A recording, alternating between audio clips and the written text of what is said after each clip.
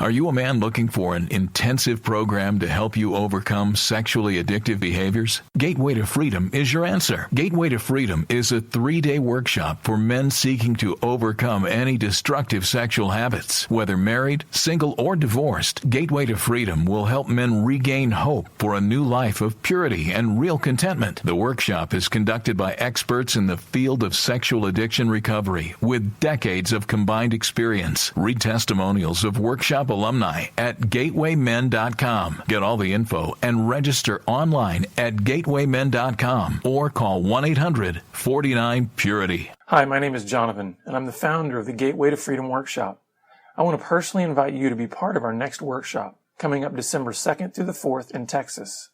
So call us today at 210-822-8201 or visit gatewaymen.com.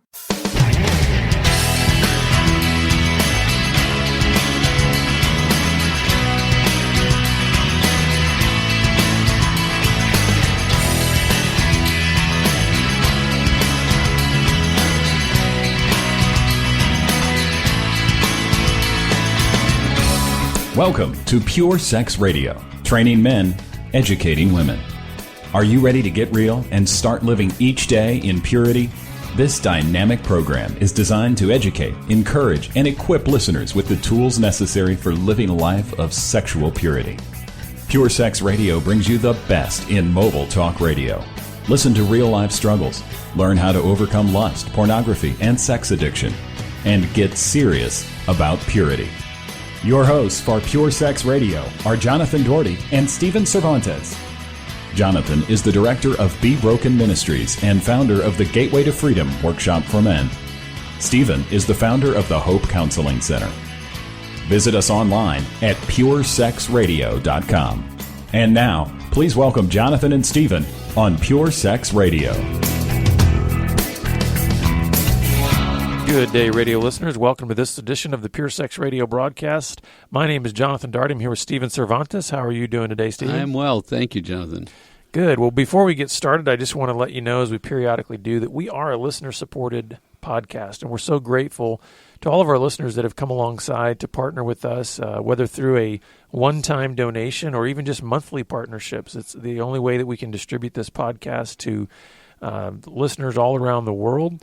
And so we're grateful for that. If you would like to learn about the various ways that you can partner with us, simply go to our website at puresexradio.com and click on the Donate tab. We'd be grateful for your partnership with us. So, Stephen, we're going to talk about your brain, okay? Let's open your head up and see what we got there. But this is, I think, the issue of the brain and sort of brain science, brain health, all of that is becoming a very kind of a popular thing right now in this field of sexual brokenness and addiction recovery and all of that. And so we want to try to tackle this. You'd been part of a seminar or something recently, and I want you to share a little bit about that and kind of where some things that you unpacked out of this that we want to unpack even further. Good. The speaker was going over his outline, and then he did a little side trail, okay? It was Dr. Mark Jones in San Antonio talking about memories and triggers, and he said to retrain your brain, you need 4 things. You need purpose, you need structure, you need repetition, and you need consistency. So I thought, Jonathan, let's do a podcast on it. So if you could look at our papers, there are 4 points. There's just 4 words on it. We're going to do a whole talk. I said, you're going to have to show up and bring some of your stuff, and I'm going to have to show and bring some of my stuff here. So I had to encourage Stephen. I said, listen, we've got a long history, and our listeners know this, that have been with us for a long time, that we can just talk forever about nothing, so we can just continue to go. Okay, so number 1, purpose and meaning or meaningfulness about ourselves or about our thoughts.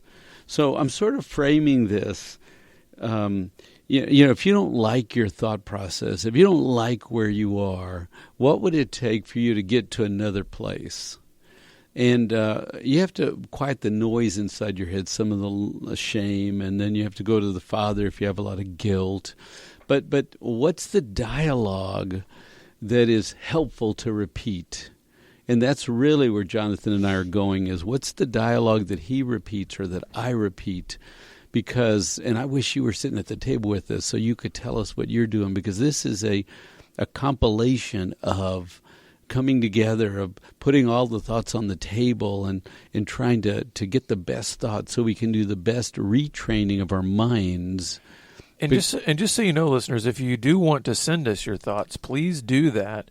There's two ways you can do that. You can send it by email at mypoint@puresexradio.com, or you can just send it to us on our Twitter page @puresexradio. So those are some ways that you can give us feedback and give us your thoughts on this too. So I'm thinking, with all respect to the wives, this is a men's training program where we educate men, right? We train men and we educate the women, and this is a training program for men.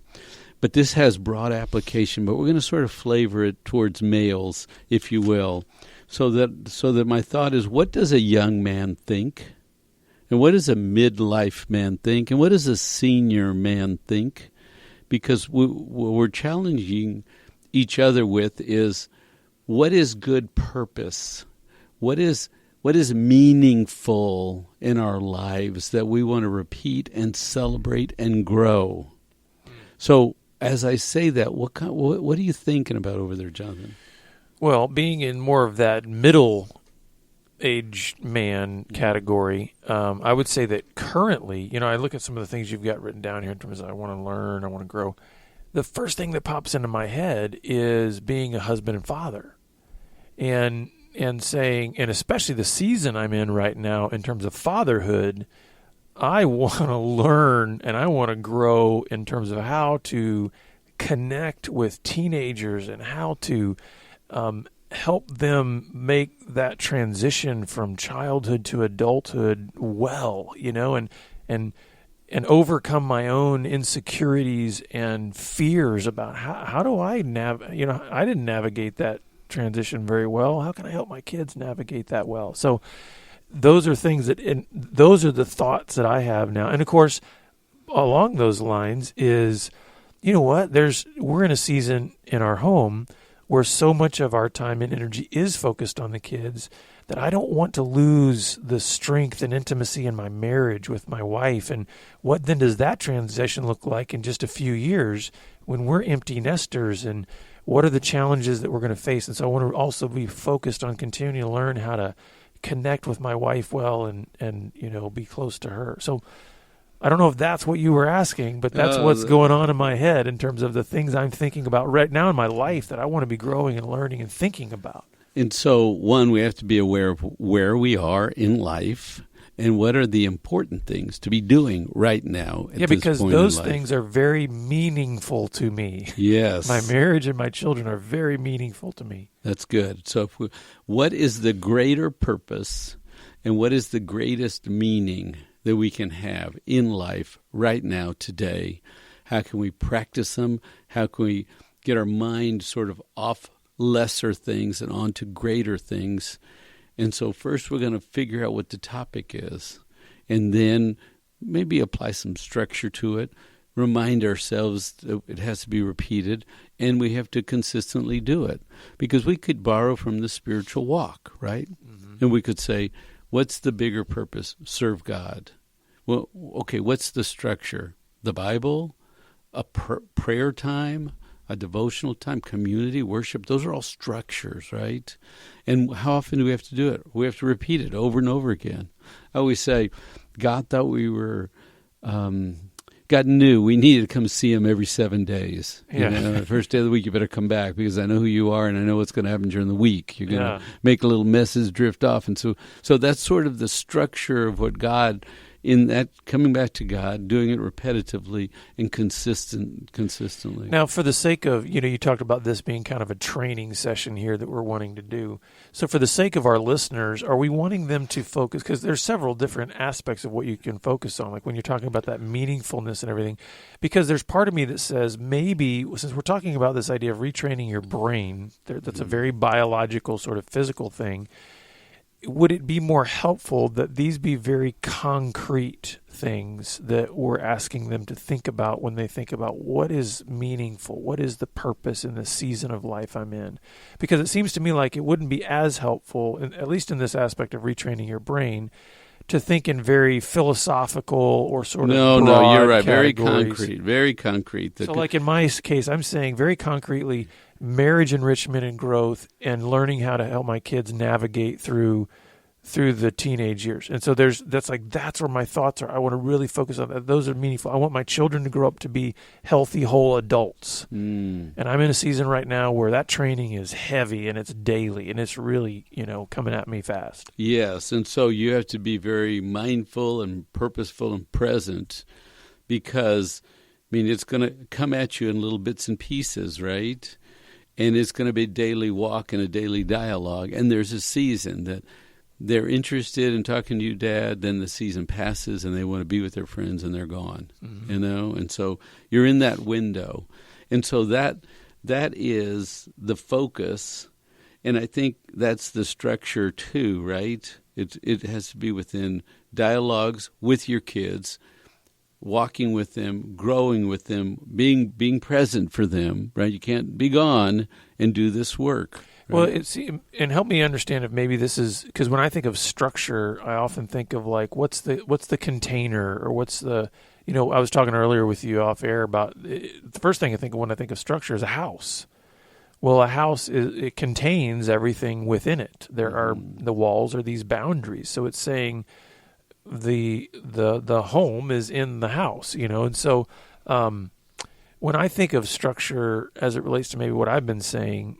Would that include things like saying, okay, listen, I have regular dates with my daughters. I have regular meeting with my son. Is that what we're talking about when we talk about structure? Or okay, here's the truth. The speaker only said these four concepts. Okay, he didn't go into a lot. So you and I are winging this on the radio. But don't tell anybody out there. Okay, you and I are winging this. But I think you're spot on. Well, maybe we could send this podcast to Dr. Jones and see what he thinks about it after we're done.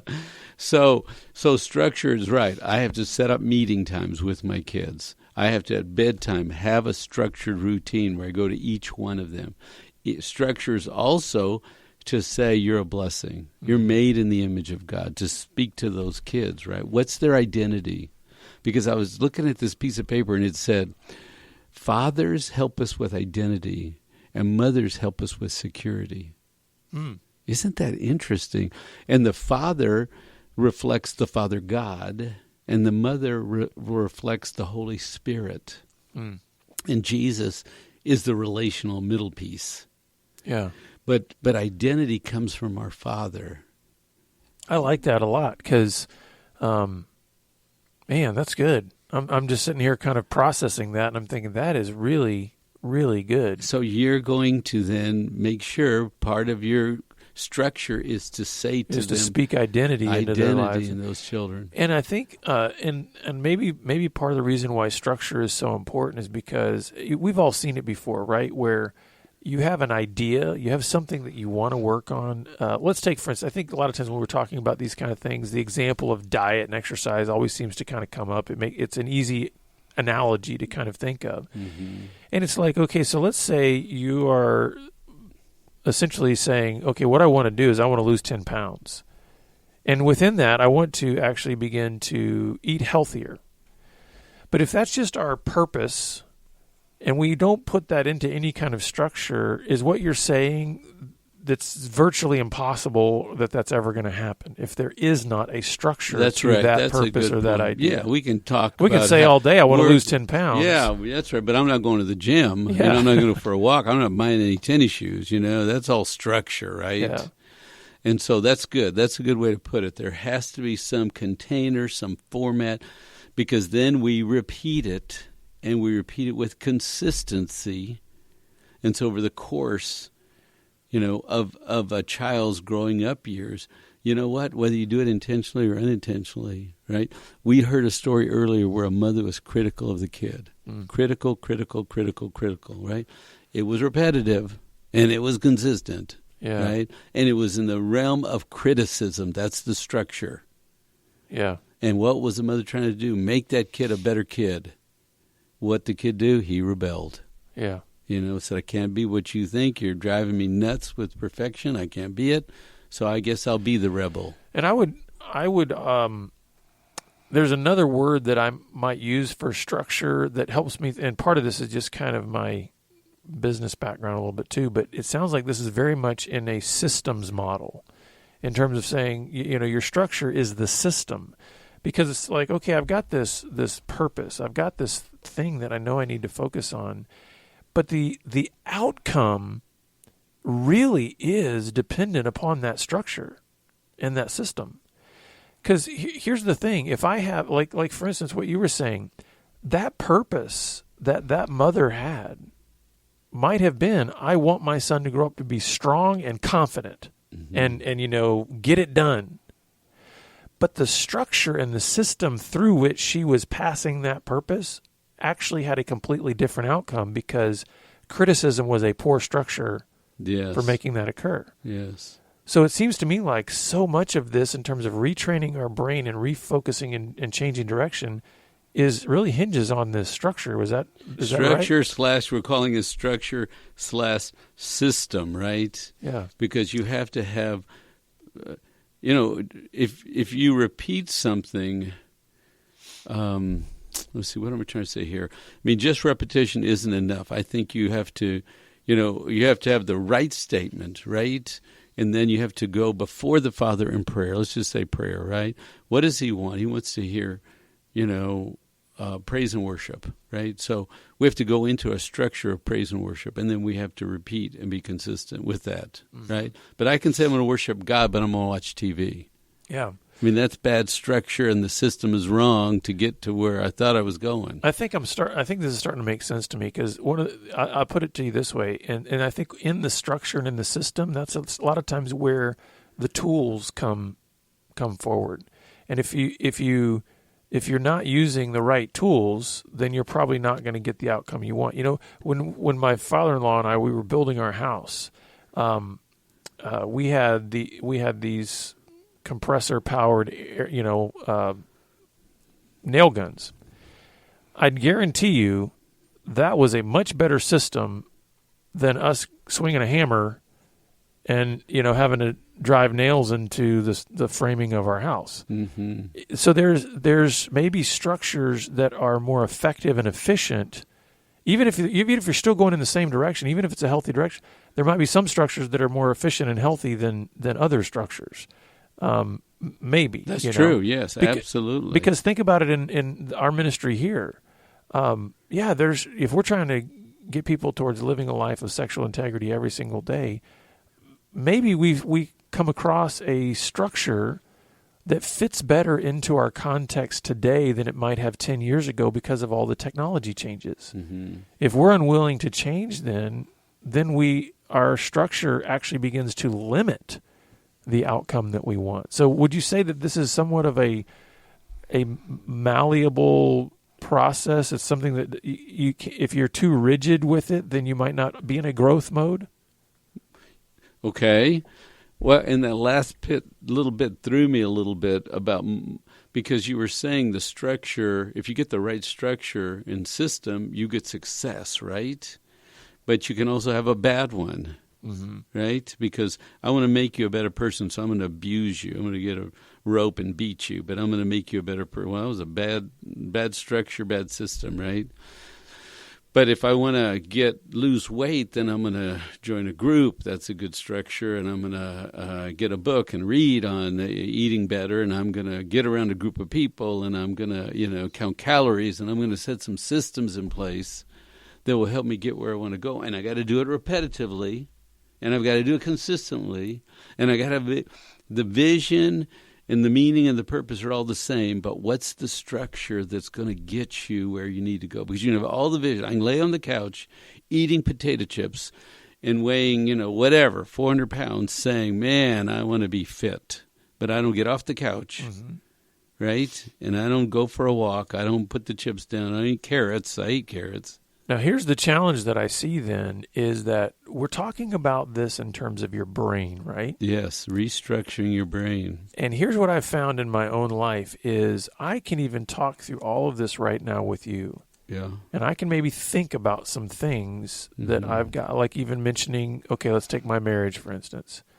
I can see clearly right now sitting in front of you, hey, listen, I've got to really focus and maintain the strength of my marriage going through this season where there's such a kid-centric season that we're in. Yes. That if I don't do that, then my kids are going to leave home and I'm going to wonder who my wife is, and she's going to wonder who I am. Mm-hmm. Here's the challenge that I see with this issue of retraining your brain and really getting the kind of the biology to back up what you're thinking is that I may even think of the structures and the systems that are important. Hey, we need regular date nights. We need to do these particular things.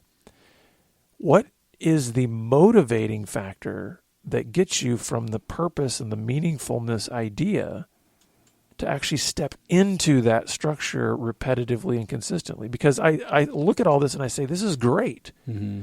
But there seems to be this missing element, this thing that says, okay, what does get the person off the couch?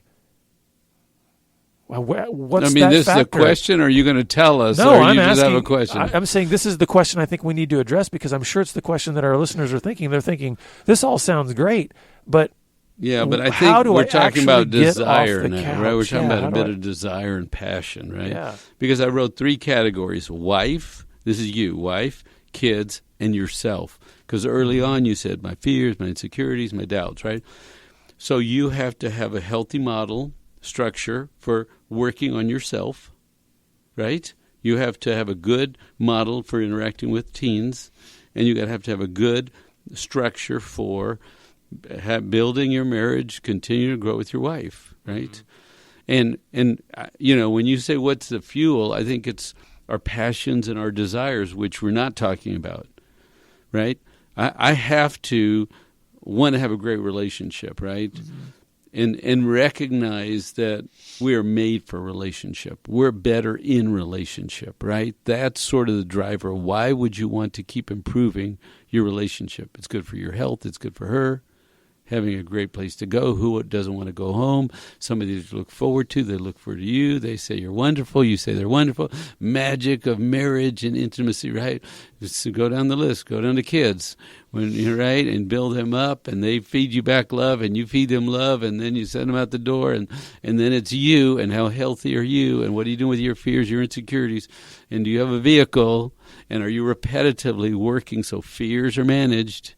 And are you doing it repetitively? And do you have awareness that I don't want to be a fear-driven man? Here's the thing, though, that I don't mean to be the cog in the gear. Go ahead, burst my know, bubble. but Go ahead. Here's the thing that I see as the biggest challenge to all that is that if we are, because I don't disagree with you in terms of the desire. We have to want to have these things in our lives. But you and I both know in the work we've done over the years that, man, desire alone to go in the right direction is not the thing that gets everybody to go in the right direction, because desire wanes and desire, is all over the place. So I think, to me, one of the things that I wrote down under structure and systems here that is absolutely essential, I think, in terms of helping maintain that motivation is, in order for us this to be an act of our will, we must do this within the context of community. Community has to be part of that structure. When I say that, I mean that can take many different forms. It can be a one-on-one mentor. It could be a small group. It could be, just a handful of guys. Whatever. We need those friends and advocates and coaches and that are saying when not if, when your desire wanes for this purpose that you've got in your life, we're going to come alongside and remind you that it's more an act of your will than it is you feeling like you want to do these things. Do I always feel like I want to press into my wife and pursue and do all? Good grief. No, I mean, we've been married over 20 years. We're not, there's always going to be times where it's like desire isn't always necessarily the motivating factor, but the fact that I have a covenant relationship with her and that I am committed to her until death. My will has to be involved in this too, not just desire. Does that make sense? I mean, so I think the structure has to involve some of those pieces that are going to speak both to your will as well as your desire and say, are you still moving toward the goal? Yeah, and I think you're opening this whole thing up real big. I know. Because I have a tendency to do that. Well, and you know, part of what you're asking is what's the fuel source, right? But this is just what are the 4 steps to make rewire your brain. And let's make an application to sexual addiction, right? Yeah. What's the application, right? The structure, the old structure is I take care of myself. I fantasize to go be alone. When I feel pain, I find pleasure. Right? That's the old structure, right? Well, now what's the new structure? We have to get around other men. We have to be open and honest. We have to find ways to deal with our pain that are healthy, right? Our disappointments, right? So that we got to get the right structure, and we have to have a good mission, which is to operate how we're designed. We're not designed for addiction, right? We're designed for freedom and serving others. Yeah. And so when you get this, you get the purpose, the mission. Hey, I want to do what I was designed to do. That's the purpose. Live like I was supposed to live. So then tell me, what are the things I have to do? Get in the right structure or community and repeat it and be consistent. This is one of the reasons why I think, no matter what a person's opinion may be about, let's say, Alcoholics Anonymous, I think there's a reason that there has been much more success than failure in that program. And part of it is this type of a deal here. It's like, okay, listen, what's your purpose? Your purpose is to be a person that is sober. Yes. You're made to be sober. That's meaningful. Sobriety is meaningful. Yeah. So what are we going to do? We're going to put you in these meetings. We're going to put you in these meetings where you can in a shame-free way share your story, get support, have community, and you're going to do that how often? Regularly. And they daily. say 90 meetings in 90 days. Well, if you're a new alcoholic, go to 90 meetings in 90 days. And you're going to do that consistently. Consistent in that structure. Now, the only thing that I would maybe change in terms of a little bit of language in this is that last piece. I would actually, every time I see the word consistent or consistently, in my mind, I always change it to persistent. And the reason is because I have proven over and over and over again in my life, I'm not consistent. I don't think a human being can be consistent other than in failure. We can consistently break things and mess up, and you know what I mean? So the idea is sometimes that puts a language on it, like kind of a perfection model language sometimes. And I think I get the motivation. Yeah. I get the idea of what they're saying is you have to keep doing it over and over again in as much the same way as you but were before. Persistent means like even if it's annoying, just persist, right? Yeah. Persistence like a gut raw. Just persist. Don't quit. I don't want to persist. Consistent sounds like a clean class assignment. Okay, do it with consistency class, okay. But persistence is like get dirty and win. You know? And the reason I say persistent there is because if you've got the structure in place, then the consistency is in the structure. So like if you're going to an AA meeting, listen, if you go tomorrow, it's not likely that it's going to be dramatically different in its structure than it was yesterday. Right. So the consistency is in the structure and the system. You're just persistently plugging into it and saying every day I'm going to go and I'm going to go and I'm going to go again. Right. And so the point is if you have a lot of fear or doubt or shame, right? Figure out a big meaning, a bigger purpose, a more spiritual purpose, right? And then determine to sort of do it like in a first thing in the morning structure. And then repeat the line, I am loved by God, I am forgiven, and repeat it through the day. You know, I've been set free, I'm a chosen one. Consistently and repetitively pray the container about grace, mercy, forgiveness, standing, sonship. Yeah, and this is I want to encourage the listeners out there that may be feeling overwhelmed right now because you're thinking, oh my goodness, I have no structure. I mean, I know I need to have changes. I have no structure in my life. Think of it again like building a house. You start and you build it piece by piece. You don't build a 40-room house all at once. You build it one room at a time. So just start with that. What's the small structure that you need right now to take some steps to move in the right direction? And what you'll see is as you are retraining your brain and things are getting different, you're going to get a lot more clarity on those other rooms that need to be built in your house. Well, we are so grateful that you've been with us. And if you'd like some help in terms of building this house, so to speak, please contact us. We'd love to hear from you. And we look forward to seeing you all back here next week on the Pure Sex Radio broadcast. Pure Sex Radio is paid for by Be Broken Ministries. Visit us online at puresexradio.com.